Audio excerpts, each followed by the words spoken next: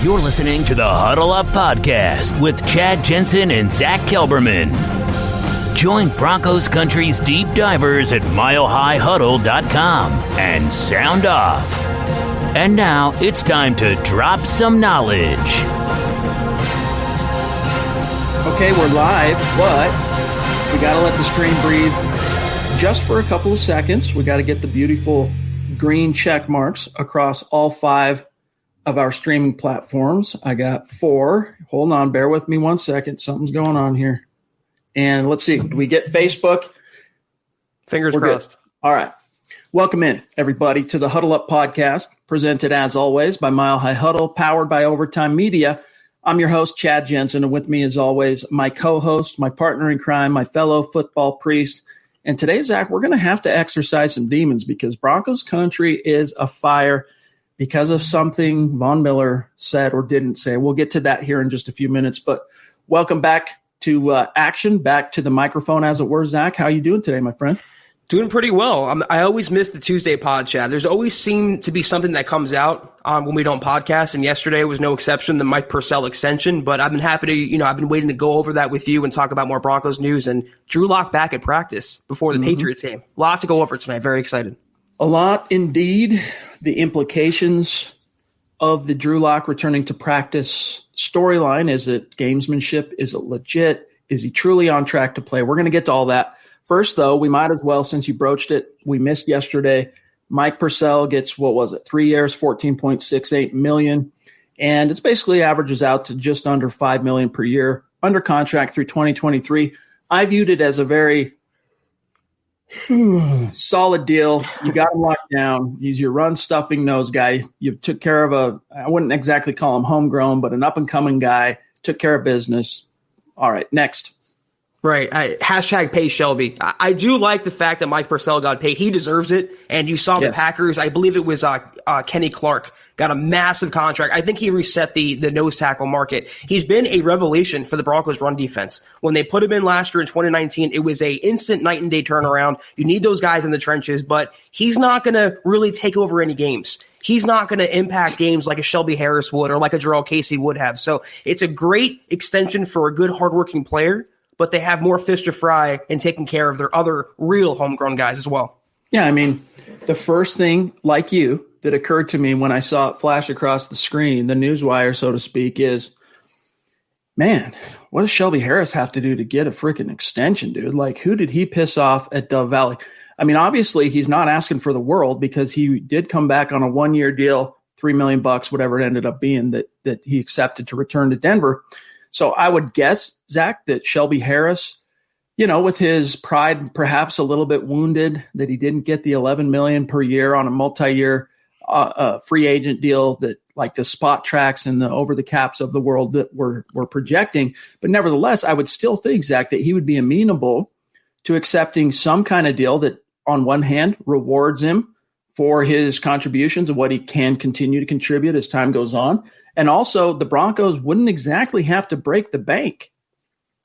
I could see him going the other way as well. I mean, you're talking about a former Raiders cast-off, and yeah, the Broncos gave him his chance, and he's been thriving, but they also didn't sign him to a multi-year extension. They didn't show the commitment to him like they didn't show the commitment to Justin Simmons or Phillip Lindsay. He's going to get paid, Shelby Harris. He knows that. It's going to be a normal offseason in 2021. He can make visits. He'll get more offers.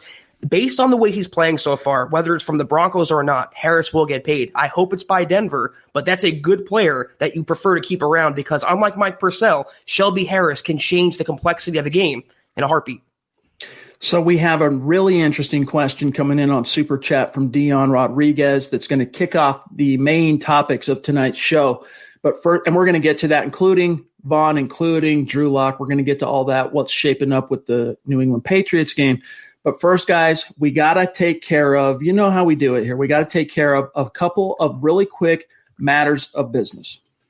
Yes, tonight's live stream podcast is brought to you by sportsbetting.com. Broncos country. Gambling is now legal in the state of Colorado. And here's what makes sportsbetting.com a no-brainer for sports fans. First of all, sharp odds and low juice. They have in-house bookmakers. They're not a third-party provider of odds. Reduced juice. Best prices. Second of all, hassle-free bonuses. One-time rollover means the bonus money is yours after you bet it one time as opposed to other sites which range from 5 to 30 times. Finally, 24/7 live customer support. Always a real person in the U.S., never a robot. But here's the kicker. At sportsbetting.com, you can get a 100% risk-free week of sports betting up to $500. Not just one bet, but all of your bets. Play for a week, and if your losses exceed your winnings at the end of the week, sportsbetting.com will cover 100% of the differences up to $500 with a one-time rollover. So head on over to sportsbetting.com/milehighhuddle. That's sportsbetting.com/milehighhuddle and capitalize on a risk-free week of sports betting up to $500.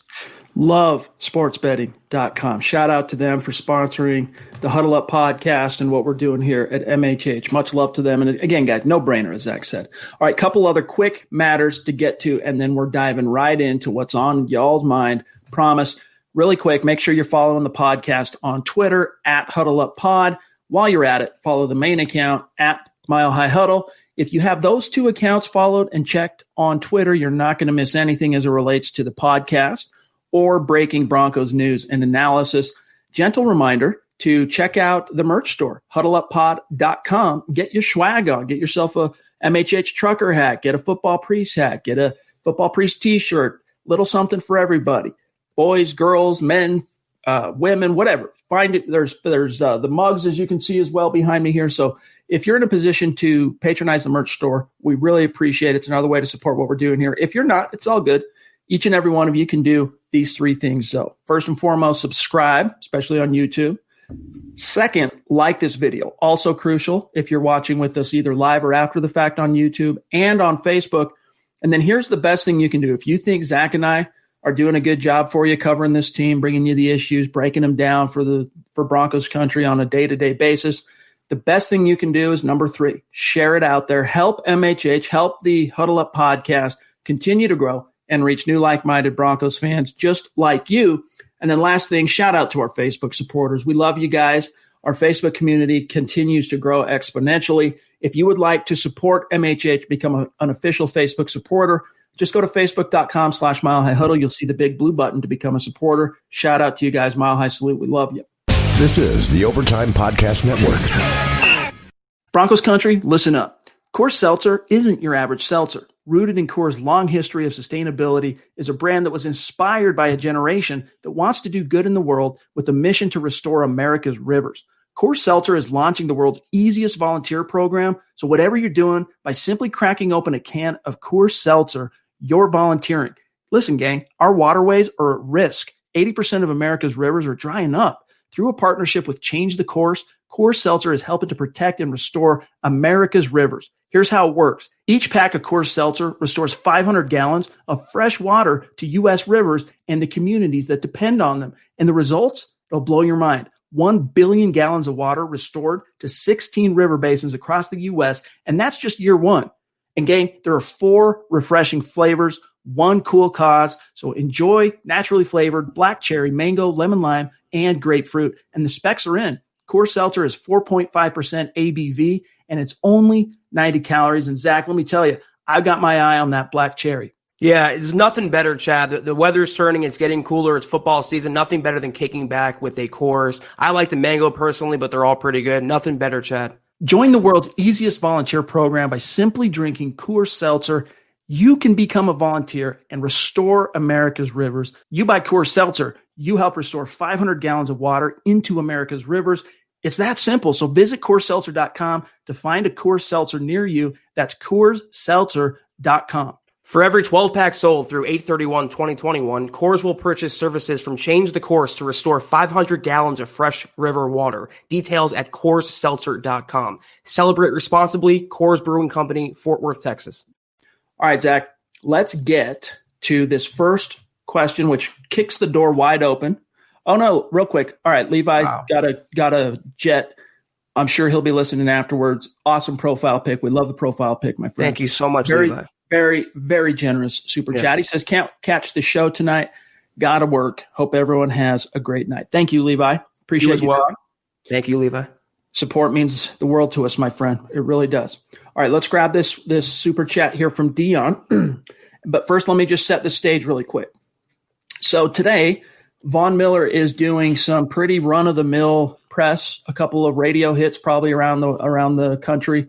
One of which is with 104.3 The Fan doing what was it? I don't know, just some AARP. I can't remember. Anyway, it's pretty run of the mill radio hit. Of course, they ask him and it's on the Stokely and Zack show, the afternoon show, the early afternoon show. And of course, they ask him how his recovery's going. We'll get to that here in just a little bit. And, if there's any chance that he might return and what the conditions would be if he were to return and all that stuff. We'll get to all that.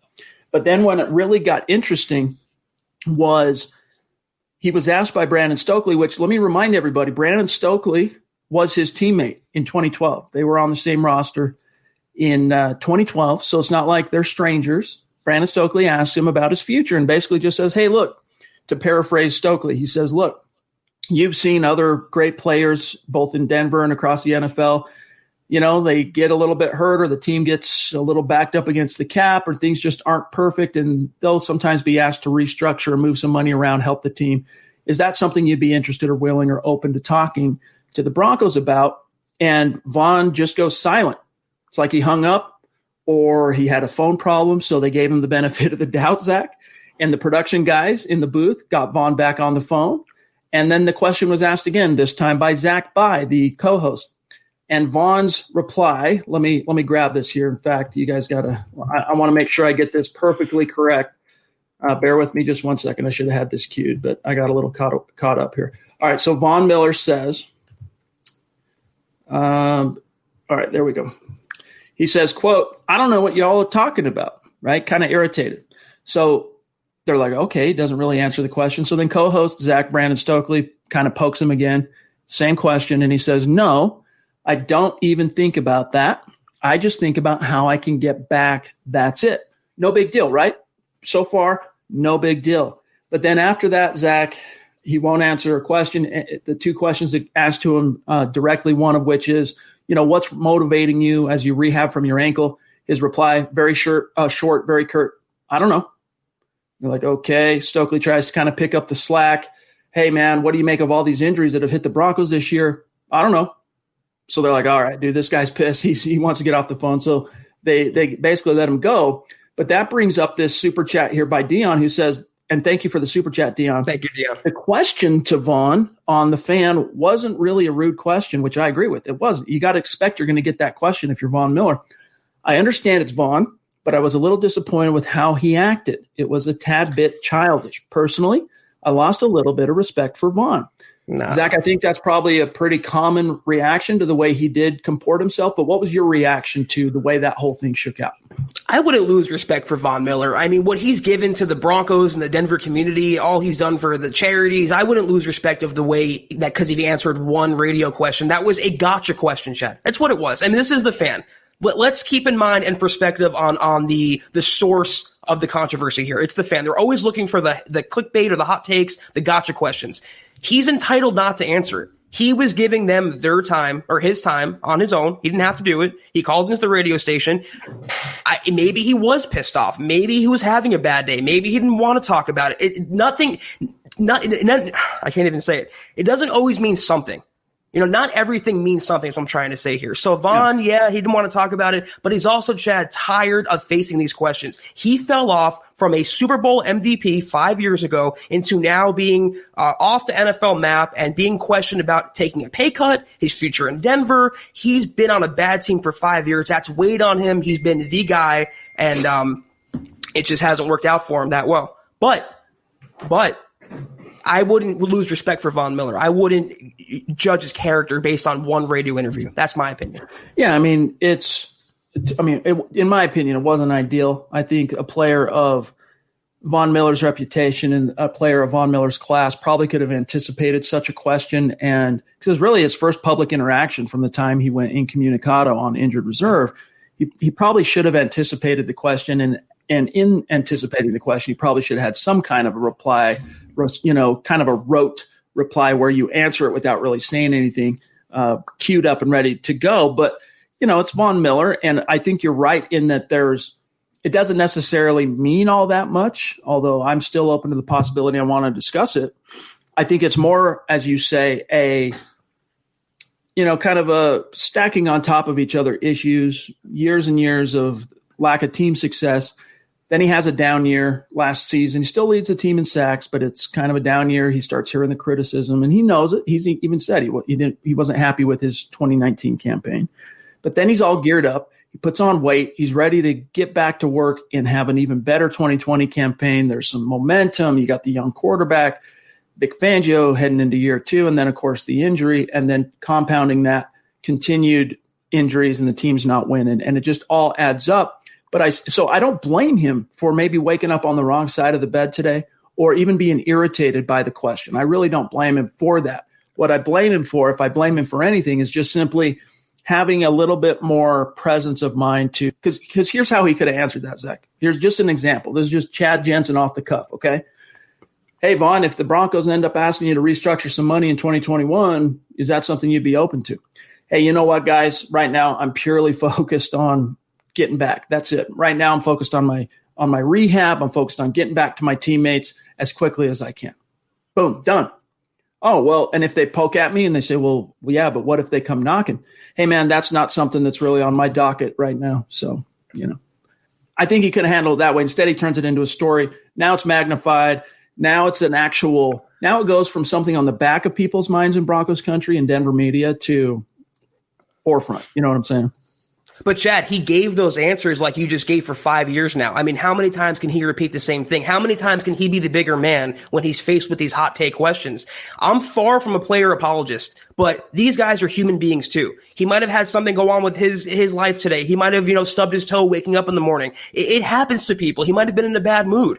But he's still Von Miller, and he doesn't want to address questions after what he worked to come back from last year. He's in the best shape of his life. He beat the virus, Chad. He was primed for a huge season. Then he's out for probably the year with a freak injury. I'd be pissed off too. I wouldn't want to get on the radio and give up my time and be grilled about taking a pay cut when I brought the Broncos a championship almost single-handedly. I know it's 5 years ago. That's an eternity in NFL time, but I wouldn't judge him based on the context and the framing of one singular interview when, like you said, he probably gave multiple today. He wasn't pissed off in any either of those. So I'm more on his side with this. They could have worded that or broached the subject a little more carefully. This is the Overtime Podcast Network. I think obviously, though, it's a sensitive issue. I think Vaughn showed, Fair. if anything today, that it's a sensitive issue for him. And so I think it's worth our time on this podcast to analyze why it might be a sensitive issue. All right, let's think about it, because if the Denver Broncos, and when the injury happened, we broached the subject on this very podcast, like, hey, man, it's not very auspicious.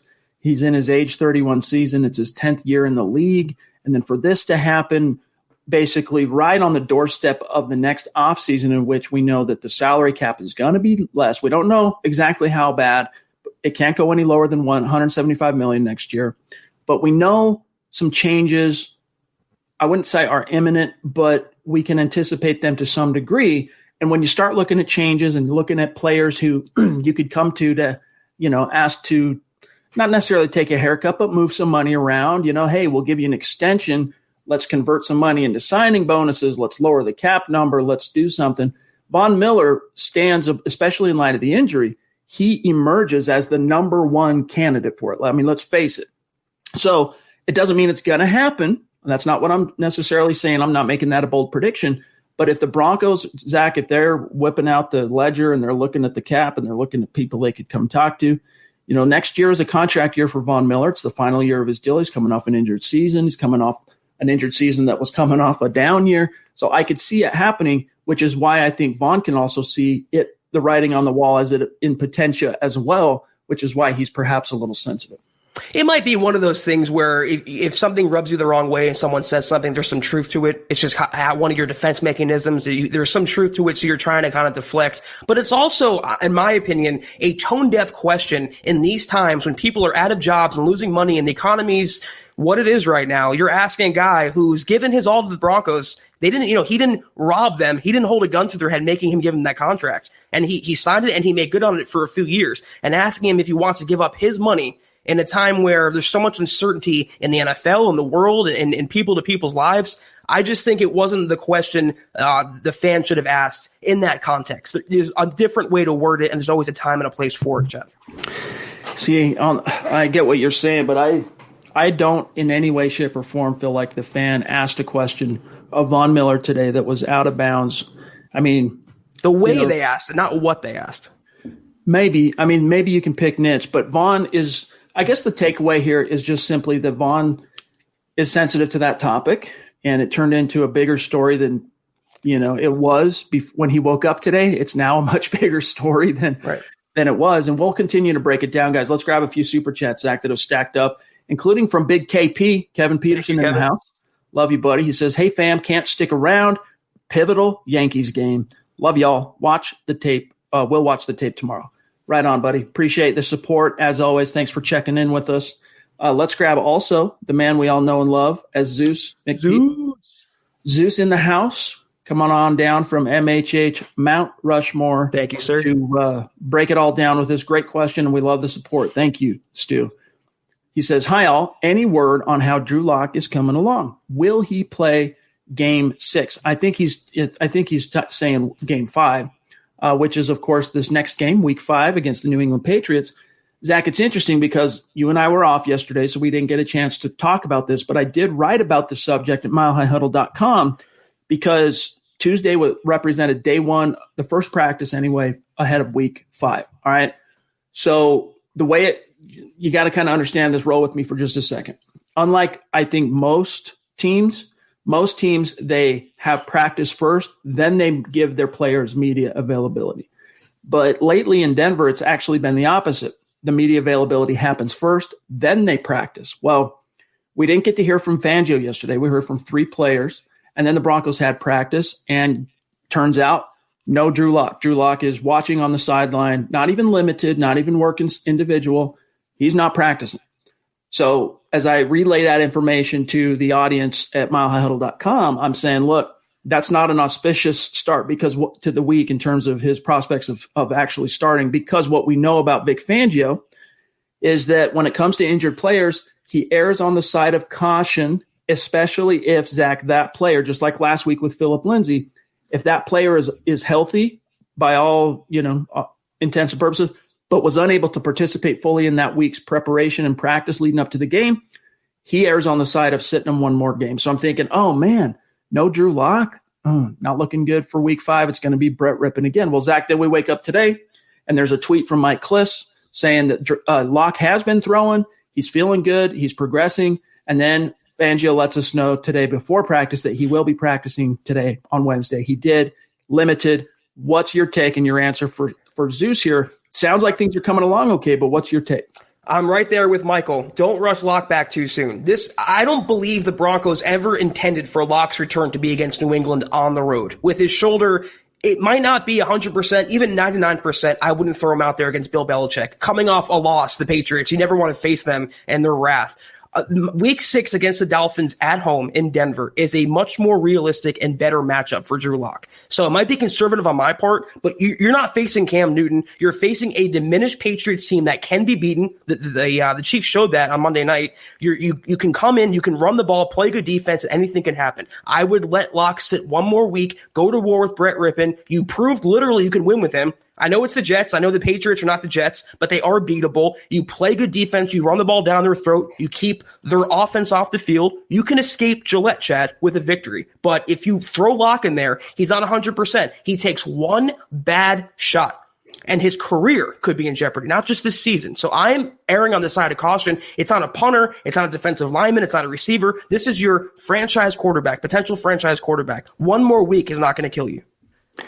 My take is, as I wrote last week, and you guys probably even saw the video I did with Kim, the Sports Illustrated video, that, hey, man, if there's any doubt, err on the side of caution and live to fight next week against Miami.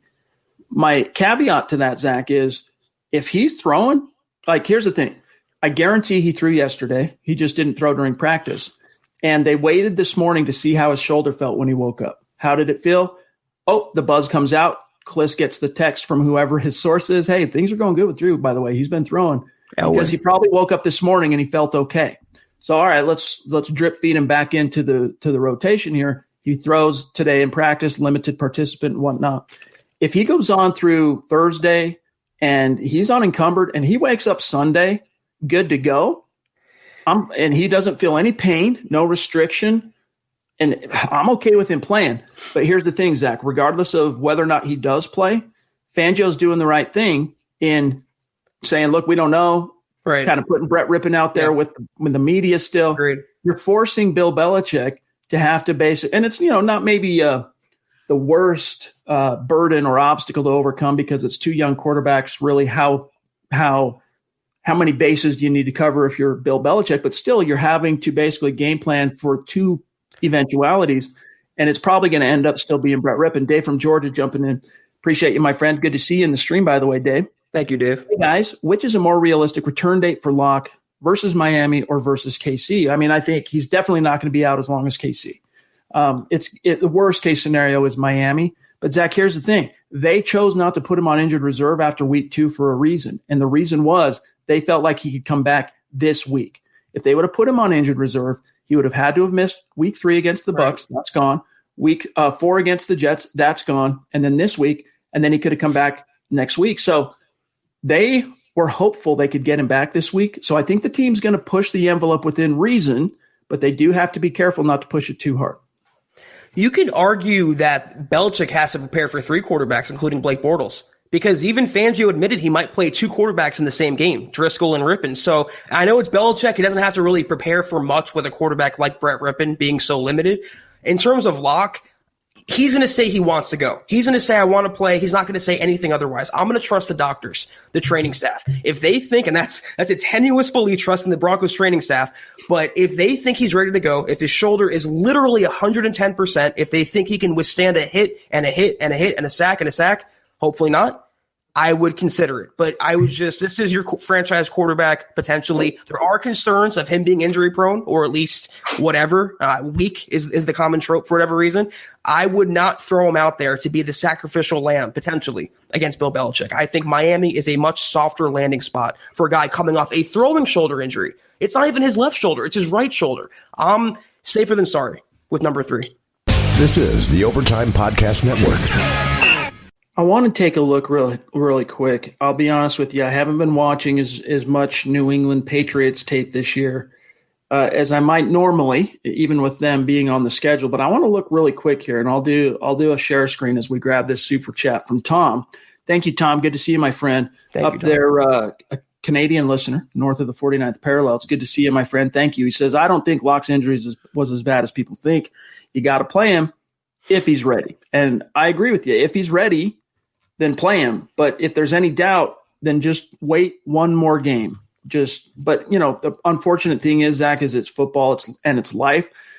There's no way to be perfectly certain that he's going to be good to go. At a certain point, whether it's this week or next week, you're going to have to take the bubble wrap off of him and play him. Let's take a quick look here at the New England Patriots defense. All right, as you can see here on the right-hand column are the Patriots numbers, and I'm going to blow this up so you guys can hopefully see this and make it out okay here. All right, so net yards per game, the Patriots so far have been stingy. They're top 10. They're only giving up 349 yards per game. Yards per play, though, they're actually one of the worst teams in the league, bottom third. Points per game, they're tied for 8th. They're giving up 23 on average. Rushing yards, they're middle of the pack, Zach. They're giving up 115 yards per game, which is good for 17th in the league. As a passing defense, though, they are ranked top 10. They're only giving up 233 a game. They've picked up 4 passes, which is tied for the 6th most. They've recovered 4 fumbles, which is tied for the 4th most. So they've been opportunistic with regard to takeaways. That's something to keep an eye on. Sacks, though, Zach, here's where it kind of comes back to the Drew Lock issue.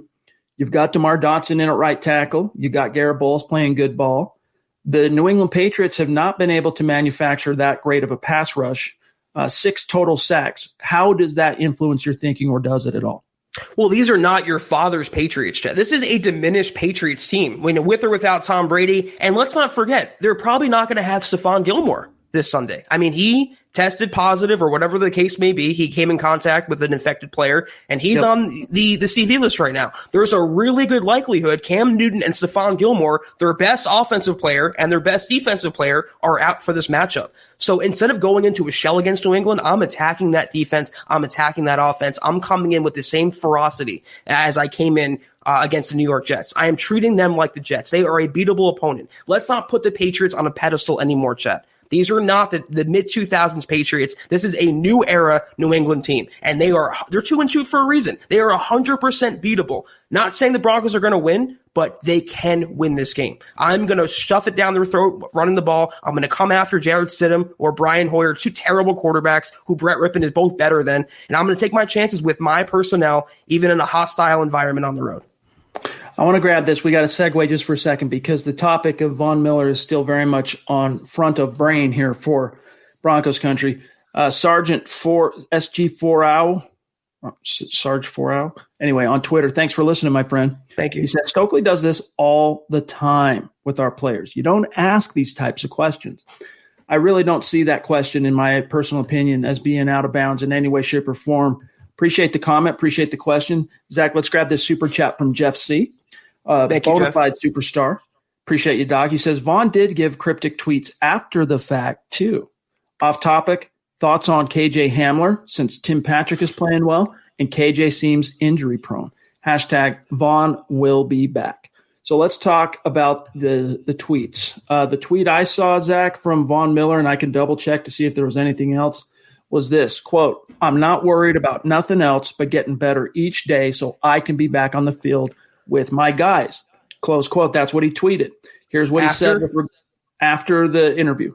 Okay. Here is what Vaughn told Stokely and Zach with regard to, hey, so if you are going to try and make a comeback this year, what are any unique conditions? Does it have to be the team is competitive for the playoffs or, whatever? Here's his answer, and then I'm going to serve this over to you. This is Miller, quote, I want to go to the playoffs. I still want to have the chance to go to the Super Bowl and do all those great things. But at this point, if I can play, I'm going to play. If I'm healthy enough to play, I'm going to play. If we're going to the playoffs and it's not all the way there, it's about 60%, I'm going to play. If it's hurting me, talking about his injury, and it's not smart to play, I won't play.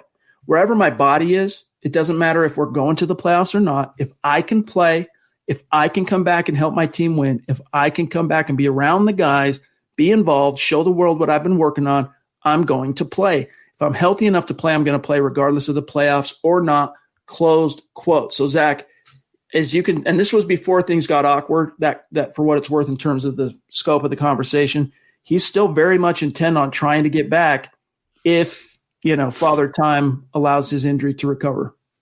That first tweet didn't come after the awkward interview, though. It wasn't after that phone call ended. It was before. The tweet did come after the conversation. Okay, so what he's saying in that tweet is I don't care about any of the outside noise. I don't care about any of that static. I don't care about these hot take artists. I don't care about the fan. I don't care about the drive. I don't care about anything but playing football in Denver or not. He is so starved. I'm not saying he wants to break away from the Broncos, but this is a true football lifer. He eats, sleeps, and breathes football. He was on the top of the mountain, and now he's well off the NFL map. This is a guy starving and thirsty and dehydrated for NFL success, to be relevant again. Not just him, but his team as well. He wants to play in a playoff game. He wants to win more championships. He wants to be relevant. He wants to use his skills and his future Hall of Fame ability for good. Not to sit on the sideline, not to take phone calls with Zach and Stokely. He wants to play football. So how could you not love that passion? How could you not love his intention? I understand what he's saying, but again, he's a human being. And if he was ticked off by that comment, he's allowed to express that. It's his own personal Twitter account. But he is your franchise player. He is your cornerstone. I'm not going to upset the apple cart with my future Hall of Fame pass rusher over an insensitive, I think, phone call with two gotcha reporters. He did tweet this after the fact as well. And it's an animated image of LeBron, and it says, be human, be better. And I think that we can't ignore the timing of that. It might be in regards to something. It might be in regards to something LeBron has said maybe today or in recent past. I don't know. But I think there's a reason why Vaughn decided to put it there at that point too. Obviously, he's trying to say, hey, man, that wasn't cool. Why you got to ask me that? I'm trying to rehab off of an injury, and you're asking me about the future. Christie says the question was not out of bounds. The timing and way it was said is. Right. He's not Juwan James. He didn't decide to sit out this season. He's not playing because of a freak injury. It's not, he didn't have another down season and they're asking him to take a pay cut. He's out of the game right now. He's rehabbing a serious injury that he worked very hard to come back from last year off a down year, and only to step wrong one step at the end of practice and have it torpedo not only his season, but the Broncos season. So yeah, the timing, the way they worded it, the context in which they went about it, Chet, you and I handle interviews. You and I ask questions. We do it for a living. I just don't think, I put myself in their shoes. If I had Von Miller on the show, would I have worded it that way? I probably would have maybe hinted around the subject knowing me, but I wouldn't have worded it so directly and been on top of him after his phone hung up and you got him back on the horn and you're still grilling him. Like, come on, guys. Yeah, I think that was part of it too, for what it's worth. I think Von's irritation was only magnified and doubled down when they didn't take the hint. You know, he didn't answer the question and kind of made it seem like he lost connection, and then they had to get him back on the phone, and then they asked the question again. And so I think the fact that they then asked it the third time, and that's the one thing that I'll agree 100% with you on this. They kept peppering him with the question. They wouldn't just take what he said. Drop it. Just drop it. The first thing, really quick, just to review, because I know a lot of people are hopping in on this stream halfway through. The first question was asked, and he disappeared. He didn't answer. It's like the connection cut off. So they got him back on. It was asked again in a slightly different way, and he replied, I don't know what y'all are talking about. As if to say, obviously, move on. Next, this is not territory I want to spend any time in. And then again, Stokely comes back with the question for the third time. And then he says, still, he's in his response there, he still keeps it pro. He says, no, I don't even think about that. I'm just thinking how I can get back. That's it. But obviously that third time around, it really got to him, because from then on out, each question he was asked, which was only 2 more questions, he replied very curtly with, I don't know. Let's grab Aaron Lynch jumping in. He said, appreciate you, Aaron. Good to see you, my friend. Are you still fishing? I'm wondering, off the coast of Alaska. Anyway, I think Von isn't wrong in his response. He's been aces in interviews since he's been in Denver. Denver has been building since 2015, whether they acknowledge it or not. The man just wants to win. Yes, Aaron. So preach. He's echoing your thoughts, Zach. Well, let me just, I was thinking of this, and it came to me from my former life as a Jets observer. If you want to see how a player should not handle a radio interview, YouTube it right now or after the podcast. Mike Francesa and Darrelle Revis. They screamed at each other to the point that the Jets PR guy had to get on the phone and kind of calm them down. That's not how you handle a contract-related question. How Von handled it, I don't want to talk. My phone died. I don't want to talk about it really. I don't really know yet. So much uncertainty. And they ask again. Chad, if that was you, if that was me, we're just ordinary people. If someone asks a question 3 times in a row and we don't want to talk about it, we would get annoyed too. But because he's Von Miller, he's amplified. He gets the negative backlash because the hosts who are asking that question, who are prodding him, are framing it their way. Yeah, I mean, I don't blame him for being irritated. I don't. I really don't. I don't blame him for being a human being and having an emotion in the moment, because think about this as well. First of all, you got the disappointment, the crushing disappointment of being told your injury is season ending, right? There's a chance, but it's a snowballs in HE double hockey sticks that you can make it back. But, basically you're 31, year 10, you just busted your butt. You beat the word that shall go unmentioned in the offseason. You put on a bunch of weight. You came back ready to rock and roll, and then this freak thing happened. So there's that crushing disappointment. He talked about the fact that because he has to keep his ankle elevated and up, he's not been able to be around the guys. And until he can get that into a boot and walk around, he's not going to be able to. So then you put in isolation, perhaps. I wouldn't be surprised. This is just me spitballing, all right? I wouldn't be surprised, flirting, just depressing type emotions. I'm not saying depressed Von Miller, but the type of depressing things that are happening around him with his life right now, with his career. And then, again, as I talked about earlier in the show, he's smart enough to recognize that if the stars align and the Broncos do need some wiggle room on the cap, he's going to be the first guy that they think of. All right. He knows all this stuff. He's not dumb. Right. So then he gets asked the question, and all these factors add up. And I don't blame him for being upset, irritated, whatever you want to say. I do question how he handled it at the end. I do question it. I'm not going to lie. Discount Audio coming in. Good to see you, my dog. Thank you. I'm a huge Vaughn fan, but face it, it's a valid question. He got paid $18 million last year for a so-so season, 18 this year, and he's hurt with the cap situation and owners not making the money this year. It's a valid question. So again, it is valid, but what I'll say, Zach, is I think you and many of our audience members here and superstars are not out of bounds to say, if you're going to ask the question, don't repeat it. Don't pound at the wound, scratch at the open wound. Take a hint for whatever it's worth. And, when he answers the question in a very vague way and just, move on, like quit pounding at it.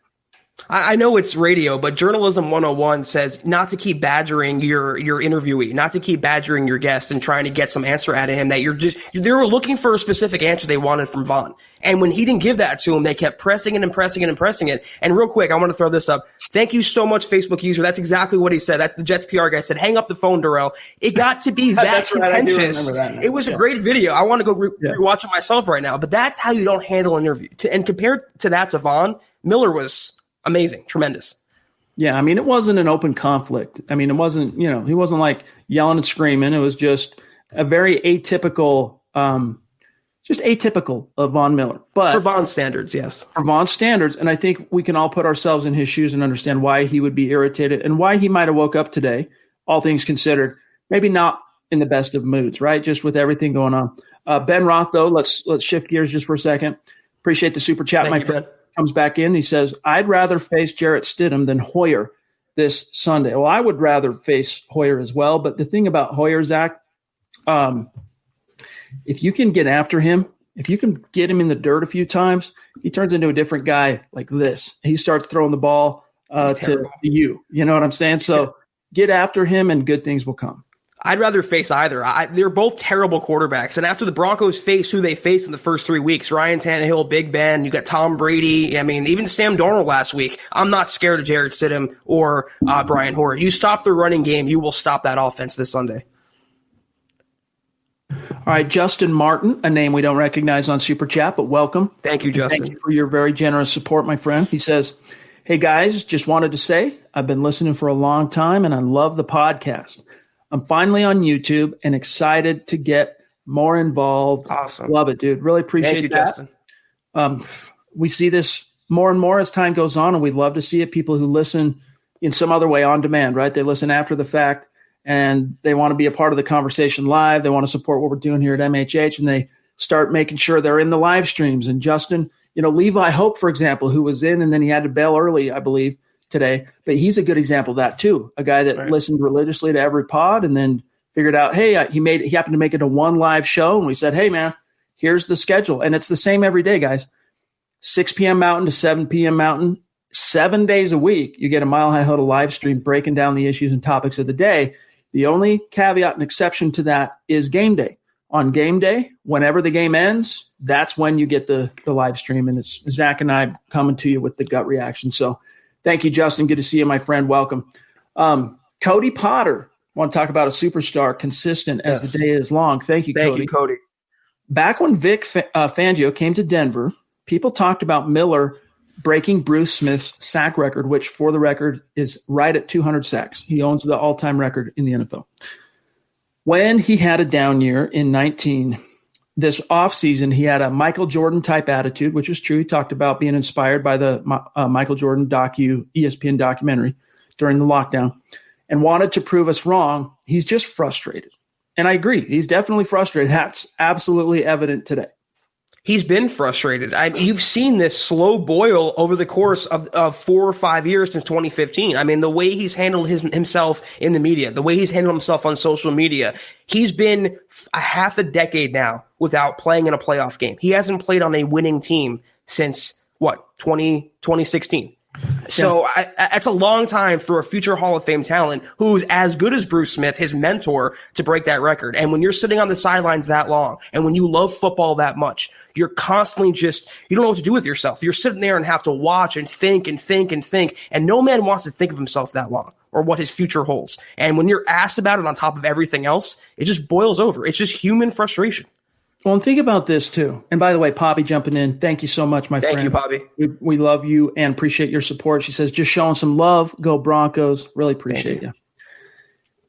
Think about this, okay? Von Miller, the Broncos win the Super Bowl in 2015. And what are the storylines? The storylines are Von did it single-handedly, right? Peyton Manning was a shell of his former self. Von Miller wrecked the AFC playoffs, wrecked Cam Newton, brought home the third Lombardi on his own, dude. Like it was Von. He was a Super Bowl MVP. Then what happens? You learn the hard way through the next 4 years that all the Von Millers, all the Bradley Chubbs, all the DeMarcus Wares in the world, if you don't have a quarterback, you don't get even close to sniffing a Super Bowl. Period. End of story. And so there's also that cold, hard reality mixed with the frustration of having all those expectations put on you as the guy that brought home the bacon, so to speak, brought home that third Lombardi single-handedly. I mean, those were the storylines. Those were the tropes. And even to this day, in fact, today, as I'm running some errands, I pop in on local radio. I'm listening, and they're talking about how Von single-handedly brought home the third Lombardi trophy. And I get that it feels that way in a general sense, but you saw over the last 4 years that one Von Miller, as elite and all-time as he is, Zach, it takes a lot more than that to get to where the Broncos were that year in Super Bowl 50. In fact, it took Peyton Manning coming in the second half of Week 17, still banged up, still not 100%, and making a few protection calls at the line of scrimmage, changing some directions of the run, and basically strong-arming the Broncos, overcoming whatever it was. I think they were -4, -5 against the Chargers that day in turnovers. They still won the game. They still managed to, by virtue of that win, Zach, they locked down the number 1 overall seed. And then, of course, the Broncos go on that tear, and the defense just destroys all comers in the playoffs. But it takes, it's the ultimate team sport. And I guess I'm rambling a little bit here, Zach, but Von Miller has had to deal with the fact that he can't do it all himself. He's tried to be the guy that could will this team to the finish line post Super Bowl 50. But that's why this year was supposed to be different, because you finally had the quarterback. And not only the quarterback carousel, but he's had 2 different head coaches since he hoisted that trophy. Let's not, forget about going through Vance Joseph, and then they hired Vic Fangio. And how did Fangio treat Miller upon his hiring? He ignored him. He ghosted him. He treated him very coldly. So Von had to prove that he's a good player in Fangio's eyes. Then he has a down season on top of that. And then he comes back this year, catches CV, and then steps wrong and is out for the year. Despite all the expectations, despite all for himself and the Broncos, I would be fuming every single day if I was him, forced to sit and watch and listen, especially with the Broncos being what they are right now, Chad. In fact, day one that Vic Fangio was introduced, and by the way, Christy, literally very symbolic super chat, waiting patiently. She says, had to. Thank you for your generosity, and thank you for everything that you. Thank you, Queen. That's right, the Queen of MHH, what you do for this community. By the way, I did send you an email yesterday on a separate matter. Holler back at your boy when you get a second on we're working on some merch store stuff potentially here. So anyway, get back to me on that, Christy. But getting back to Fangio and Von, that dynamic. Day one that Fangio was introduced as the head coach of the Denver Broncos, what does he say when asked about Von Miller? I think Von Miller can be even better than he's been in his career. Not the way to go about it. Yeah, low-key, backhanded compliment, right? And then he did something even similar on the doorstep of this season, right? I don't remember the exact quote now. I'd have to go back and find it, but it was another backhanded compliment where he basically made it sound like Von wasn't giving it his all last year, and that he's more motivated now this year. And look out, NFL. Basically, he was complimenting Von, but doing so in a backhanded way which had implications that actually make you question: does he really feel that way about Von Miller? What in the heck? And juxtapose those comments with what Fangio said about Bradley Chubb when they drafted him. I mean, or at the year after they drafted him, his first year on the job, Fangio. He was head over heels with Chubb. And it's like when you're the big brother and your parents have a little brother, a little baby, the natural jealousy and the resentment you're going to have toward your younger counterpart. So not only did Von have to come back from a down year, he wanted to show the Broncos and the NFL world he's better than his own teammate in Bradley Chubb. So these are all human, normal emotions he's dealing with, football and personal. I can't hold it against Von in the least. John, I'm going to grab a couple questions here from Facebook. We want to make sure our great Facebook community is getting some of their questions answered on the pod. Leroy jumping in. Good to see you, my friend. Do you think do you think it's a good idea to shuffle the offensive line during the bye week when it comes, which is week 8 after the Chiefs game? Like moving Graham Glasgow to center, move Lloyd Cushenberry to the bench, move Netani Muti to right tackle. That is not going to – he meant right guard in Glasgow's spot. What do you guys think? No, I don't. I think honestly right now, we talked about this on Monday Night Show. Zach, right now, the Broncos have their best starting 5. Their best collection of 5 linemen currently are in the starting lineup. Now you got to give them time to gel. All right. I think there's a plausible argument to be made that one of the reasons why Glasgow has been disappointing through the first quarter of this season, making $11 million, was he was making up and compensating for horrendous right tackle play for three of those games. So let's see this collection of starting 5 build chemistry, create some cohesion, Zach, and I think good things will come. And we'll know this week because a lot of Broncos fans kind of wrote off the offensive line's performance because it was the Jets. Even though they have some talented players in their front 7, if they can be as consistent or, maybe even a little more consistent with their pressure allowed and the run blocking against the Patriots, then we'll know if it's the best starting 5. But you can't rearrange the deck chairs on the Titanic. You have to put your best 5 out there. Muti is too raw. Why would you bench Cushenberry? He's your best center. You can't rearrange and play musical alignment. So the best 5 are on the field right now. Hopefully Dotson stabilize that, but we'll know Sunday, Chad.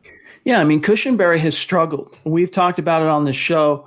The advanced analytics, the grades and whatnot across the NFL, take your pick. They haven't been good on Cushenberry. But the bitter truth right now is he's still your best option at center. Who are you going to put in? Austin Schlottman, however you pronounce it? I think it's Schlottman, actually. No. You're going to put in Pat Morris? That was a you-know-what show in training camp. No. You got to ride it out with your rookie that you spent a third-round pick on, fringe first-rounder. Similar topic with Graham Glasgow. When there's instability at any point on the O-line, sure, you would expect a polished, proven, established vet like Glasgow to not be compromised by less than stellar right tackle play. You would expect him to not have to need that excuse if his play is suffering. But for Glasgow as a rookie, he's dealing with a quarterback carousel. He's dealing with instability on the O-line. Give him more time because, again, you don't have a better option just waiting in the wings to step in and take over. Tim Jones jumping in on Facebook as well. Did you see Shannon Sharp change his mind on Locke? Praising him before the season to saying that we need a QB now? WTF, fair weather? Well, Shannon Sharp's not a fan. He's an alum, right? He's a former player and he's a Hall of Famer. He doesn't know the Broncos anything in terms of his opinion. And his opinion is, I think at this stage, Zach, from the sounds of it, and no, Tim, I didn't see that, but from the sounds of it, what you're saying to me is he's kind of being influenced by that panicked feel that suddenly Locke is hurt again, second major injury in his second year. And he's kind of taken it to the, extreme logical conclusion of that's it. That's all we need to know. This isn't going to be the guy. It ain't going to work out. Broncos need to look elsewhere for another quarterback, which we disagree with. Well, let me tell you why he's saying that, because saying the Broncos should ride it out with Drew Lock and just be patient, it doesn't do the ratings. It doesn't do the clicks. This is what Shannon Sharp does. And you're 100% right, Chad. Anyone who still holds him in that esteem of being loyal to the Broncos, or even like someone like Peyton Manning, who still holds the Broncos near and dear to him, Shannon Sharp does not do that. He played for them. He cashed his checks from them, and now he's getting them from Fox Sports. He's a hot take artist with Skip Bayless. Nothing more, nothing less. Yeah. Good player for the Broncos, Hall of Fame tight end, but a clickbait hot take artist right now, present day. Willie jumping in on Super Chat. Thank you, Willie. Thank you, Willie. And that we don't recognize on Super Chat, so thank you and welcome, my friend. What are your thoughts on what's going on with the Titans? I hope the league hands out their first forfeit. The Broncos have done a great job so far. Yes, credit to teams like the Broncos and others who have done an excellent job collectively as a both coaching staff and as a roster to keep themselves out of any kind of social situations that give them additional risk to exposure to the word that shall go unmentioned. Zach, something's going on with the Titans. There are individually, so the league and the teams have more than just forfeiture. The league can hand that down ultimately if it comes down to it, I believe. But there are also penalties that the team can impose if they believe players are doing anything they deem high risk. And that includes, we talked about this during training camp, several points, but things like going to a restaurant where there's 15 or more people indoors you don't know, going to even a religious event where there's 15 people or more that you don't know, a house party, a concert under the same conditions. If you do that, even if you don't bring the word that shall go unmentioned into the building, but you're caught in that scenario, the team can sanction you. So far, that hasn't happened with the Broncos for good reason. I think they're all, on the same page. But what do you think should happen with the Titans? Well, Vic, he had that mask wearing issue, so he didn't want to. He had to come around on wearing that. But you know what this reminds me of? I believe it was the Marlins when the MLB season resumed. There was like 11 or 12 of them that tested positive or came into contact, and everyone was pearl clutching and hand wringing and head grabbing, saying, "Cancel the year, cancel baseball, defund the Miami Marlins." And what happened? The rest of the year got played. And we don't even remember it right now. It's going to be the same exact thing with the Titans. Yeah, there's maybe some protocol issues. They should have been on it more, but 2 months from now, even 3 weeks from now, we're not going to be talking about this. They're not giving up any games. They're not canceling the season. It's naive to think that, knowing Roger Goodell. I honestly think, and by the way, Alex, we're going to get to your Stephon Gilmore point here in just a minute.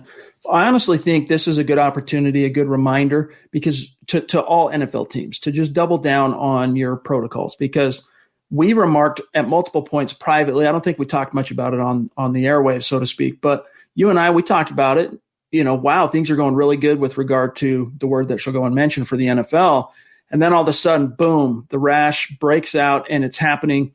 That brings up Tom here, his concern with all these cases of players testing positive. Do you think the league will last for the season? Thanks, guys. And thank you, Tom. I do. My worst case scenario is, look, because someone brought this up to me today and said, don't you think the NFL should have thought farther down the path than they did? And instead of making it a traditional 16-game schedule, they make it, say, 10 or 12 games, and then give themselves a 4 to 6 week window of downtime in case there does need to be rescheduled games and so on and so forth, to maintain fairness and competitive balance and all that stuff. Zach, that's the same thing is going to happen. In the case of the teams that might endure these type of situations, they'll get rescheduled and they'll play. The worst thing that's going to happen, Zach, is that the playoffs will get kicked down the road and delayed a little bit. They're not going to change. I really don't see this as the breaking point where things are going to turn, roll it all up, cancel the NFL. That's not going to happen. I really don't see that happening. There might be a week 18 if there's more games that have to be put off. There's not going to be any bubbles. There's not going to be any postponements. I mean, the NFL, and I'm Goodell's biggest critic. I mean, he hasn't done much right being the commissioner, but I think he's handled this crisis pretty well. And you can only plan for so long. I mean, training camp was smooth. Teams started to travel more. It's almost inevitable. You're thousands of people. It's unrealistic to think all of them are going to comply. It's just human nature to break against social norms in certain situations. That being said, though, it's too profitable, even with no fans. It's too popular, even with no fans, even with CV going on, where the NFL and Goodell is not going to pull the plug until they absolutely have to. Until someone like Mahomes test positive, or someone really that could impact the game that would hurt the NFL where they matter most, and that is their pocketbook. I think even if a Mahomes were to come down, they're not canceling the season. Not the season, but worst case scenario, absolute worst case scenario would be like a 2 week bye. Let's let this thing pass and reconvene. That's the worst case scenario where things get kicked down the road. I really wouldn't worry about that happening. And again, the silver lining to all this happening now, thank you, Dennis. Appreciate the super chat. He says, no questions. Just want to show support. Thanks to you guys. Hashtag Denver Broncos. Hashtag being. Love you, buddy. The silver lining to this happening to teams like the Titans and the Patriots, because you got Cam down. And then, of course, Stephon Gilmore. That was another. In fact, that was the first piece of breaking news when we woke up this morning on Wednesday, was that, arguably the best cornerback in football has got the bug and is obviously basically off the board, right? He's not going to play on Sunday because he's got to go through the Q word and all that stuff. But the silver lining is this is a good refocus, revisit moment. This is a pivot point for all 32 teams, even if they're not dealing with this as their own issue in terms of an outbreak. Hey, guys, look what's happening in Tennessee. Look what's happening to New England. We don't want to be that team. We don't want that to happen to us. We don't want it to happen to our team. We don't want it to happen to our league. Let's make sure we double down on our efforts to honor the protocols, keep ourselves safe, don't expose ourselves to any unnecessary social scenarios. And that includes like going out and picking up takeout. Like You just have, this is a year, an inordinately odd, bizarre outlier of a year that if you're a professional athlete in the NFL, you know, some of the benefits to being a famous young athlete and a rich one at that, or even one that's relatively flush with money, maybe you're making a league minimum, but still, if I'm 23 years old, I shudder to think, Zach, 23-year-old Chad Jensen with $500,000 sitting in the bank. I mean, but those guys, you know, they have to, if they want to stick around this year, they don't want to get sanctions, they don't want to torpedo their team, they have to withstand those temptations and just be smart. And this is a good opportunity for teams to use it as a teachable moment, even if it's not happening to them, to reinforce that. Or just double down on the mask like Belichick did. He wore a neck gaiter and a mask over it. I mean, he was definitely prepared for the virus, Chad. All right, let's grab Aaron jumping back in again. Appreciate you, buddy. Thank you. High hopes for the season, but the injury bug is more of an injury dragon in Denver. Well said. How do we evaluate a team that's a shell of what they could have, should have been? How do we go into 2021 having benefited from this nightmare? Well, here's the thing is, and people need to keep this in mind, like Zach and I have been saying since week 2, Drew Lock did not get hit by a bus, gang. He's coming back. And he's alive. He's breathing. Vic Fangio said Friday, days before the first practice ahead of week 5, that Drew Lock was 50-50 to play. He had a reason to say 50-50. I didn't expect it, Zach. I thought he would say something like that about A.J. Bouye, but he ended up saying it about Lock, which tells me he's been throwing a little bit longer than people realize. The signs have been positive. He's coming back. And once he comes back, get back to Aaron's question, this season can take on a whole new complexion, all right? In terms of, first and foremost, you can't eliminate the possibility that this team can take on a more competitive complexion with Lock back under center, because you now have a dynamic, talented quarterback. Anything's possible, all right? What you saw last year, think about how bad this team was last year. They won 3 games. They were 3-8 when Drew Lock entered the starting lineup. Think how bad that is, 3-8. And they won 4 of their final 5 games. Right. Now, there's no guarantee that he's going to be able to duplicate that kind of, you know, dominant run, returning off an injury again. But I think there's more reason to believe it's possible that it's a spark that can be sustained than to doubt that it'll happen, even in light of all these injuries. So for now, I'm just not looking that far ahead. I'm focused on the fact that worst case scenario, the Broncos hold on for dear life for one more game, and then you get Drew Lock back, and then let's see what happens. But barring that, let's say Drew Lock comes back, Zach, and falls on his face or gets hurt again, knock on wood. Just a bad situation if it continues. There is no good way to spin it, Aaron. It's just another wasted season. The only possible silver lining you could find in such a scenario, Zach, is the young guys are having to step up and sing for their supper, and they're having to grow up a lot faster than they might have otherwise been asked to. Chad, 100% word for word, I'm in agreement. You said my long answer. My short answer is ask me again in a couple months. Where will the Broncos be in December, not October? I mean, the season, I'm not predicting a playoff run, but the season can still change shape from what it is right now. It might be a dream, not a nightmare by the time, December, January rolls around. It's been bad so far. It's been bleak, but one way or another, the good thing is with Locke coming back, we will know for certain whether he is or it is not the guy for the future of the Broncos, whether he can be the franchise quarterback or not. So, yes, barring playoffs, that is the number one most important thing, is knowing one way or the other on Locke. Well said. Yep. Because and that is another great point to answer Aaron's question. That's another utility you can draw from this season. Whether it ends up as a success in the standings or not, you're going to know a lot more about Drew Lock by the time this season's all said and done. And if it ends up being what you learned about Lock ain't good, well, the good news is you're probably going to have a top 5, top 10 pick at worst if what you find out about Lock this year ends up being not good. And you can revisit what it means to start over at that position. And I don't think that's going to happen for what it's worth, but that's a possibility. Naj jumping in. Naj Altaf. Name welcome. We don't recognize. Yeah, welcome, my friend. Appreciate your generosity and support. Been listening to you, brothers, for a few months now. Greatly appreciate the positivity and insight. Well, thank you. Really hope Locke plays this week, if healthy. Love the D-line pickups this week and the linebacker, Nigel Bradham. Thoughts? Yeah, so it's kind of and thank you, my friend, for the kind words, for the support, and appreciate your loyalty to the show. It really means a lot to us. It's kind of been a weird week in terms of not only do the Broncos sign Nigel Bradham to the practice squad, a guy that, weird pound on the table for a month or so back, to go to the active roster. He's going to the practice squad, at least short term. And then they revisit Sylvester Williams, a Super Bowl 50 hero. They bring back Darius Kilgo, also on that Super Bowl 50 squad. And it's very unique circumstances, but it's just been that kind of a weird year for the Broncos, Zach. Yeah, and I want to see Timmy Jernigan get more playing time. He played one snap against the Jets. I mean, that's a former second-round pick with a bunch of career starts. He played really well in Philadelphia. I want to see him. I want to see Sylvester Williams, and I want to see Nigel Bradham play. He should be on the active roster. Right, as soon as he learns the playbook, he should be on the active roster. He is probably already their best, well-rounded three-down inside linebacker, so he will make a difference. Yeah, I mean, the great thing about Bradham is it might take him a week or so to get the playbook under his belt to where the coach is trusted to throw him out there. But once he does get that, he's an ace coverage guy. He might not be the best coverage linebacker in the league, but he's certainly far better than anything the Broncos currently have, including Mark Barron, who's on injured reserve. Jay Ritchie, good to see you, my friend. Give our best to Ariel. Appreciate you guys. What's up, fellas? Zach, love the optimism.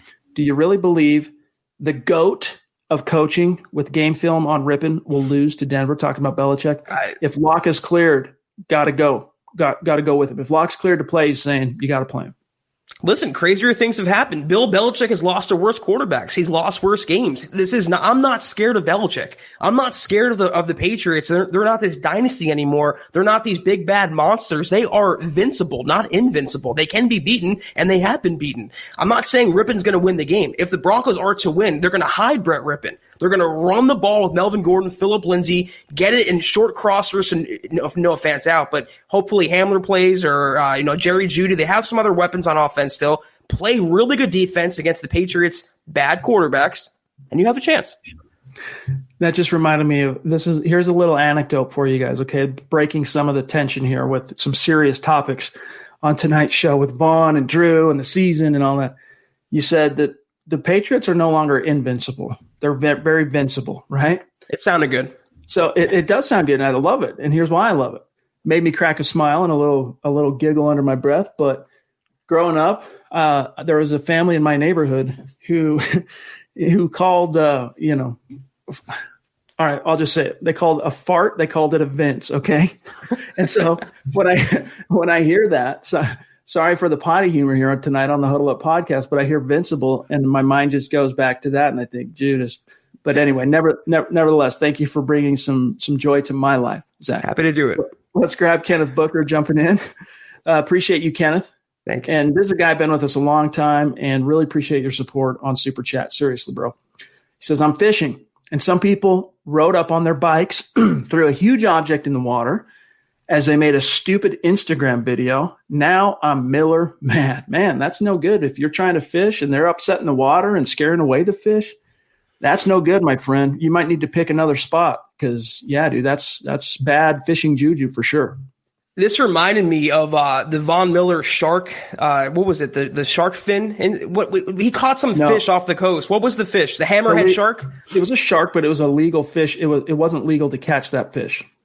I remember having to write about that, like 500 words on his fishing expedition. It was just a little side note on the Von Miller stuff tonight. Indeed. All right, one more, I think, and then we got to get out of here for tonight, gang. Been a great conversation. Thanks to each and every one of you for spending some time with us here tonight. Willie jumping in, another name that is not familiar on Super Chat. Thank you. Welcome. Appreciate you. I think the team has top 5 rushing potential. We have 2,000-yard Pro Bowl running backs on this team. It would help our young quarterbacks big time. Hashtag coaching, and I'll add one more. Coaching. Zach, guess what? He's winner, chicken dinner. You said the Broncos need to run the ball down the Patriots' throat if they're going to have a chance on the road. That's true with or without Drew Lock. And the good news is help is on the way. Phillip Lindsay, good to go. He's playing this week against the Patriots. So you're going to have both healthy Gordon and Lindsay. We've only seen 2 quarters of that up to this point. We still don't really know how a Gordon and Lindsay game is going to shake out together. All we can assume and hope at this point is that it means nothing but good for the Broncos.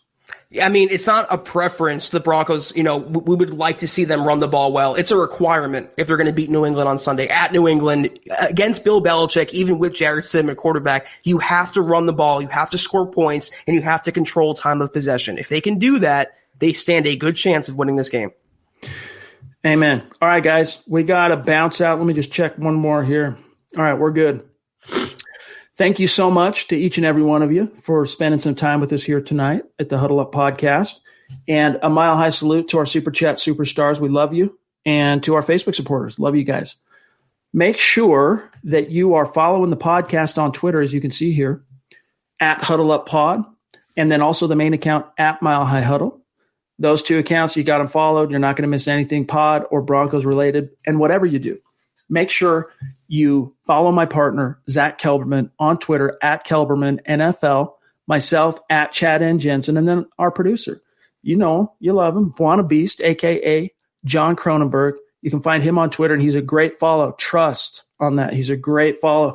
At John K, K-A-Y, M-H-H, at John K, M-H-H. But, guys, we're not done for the week. Zach and I will be back in the saddle tomorrow night, Mile High mailbag style. So bring your questions. If we didn't get to your comment, your question, your topic, whatever, bring it tomorrow, and Zach and I will try our darndest to get to you tomorrow night for sure. Facebook, YouTube, Twitter, what's the other one? Twitch.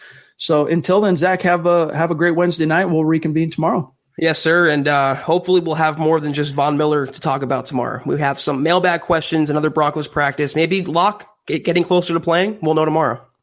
Indeed. We'll hopefully get some feedback on how he felt at practice today, how he felt when he woke up Thursday.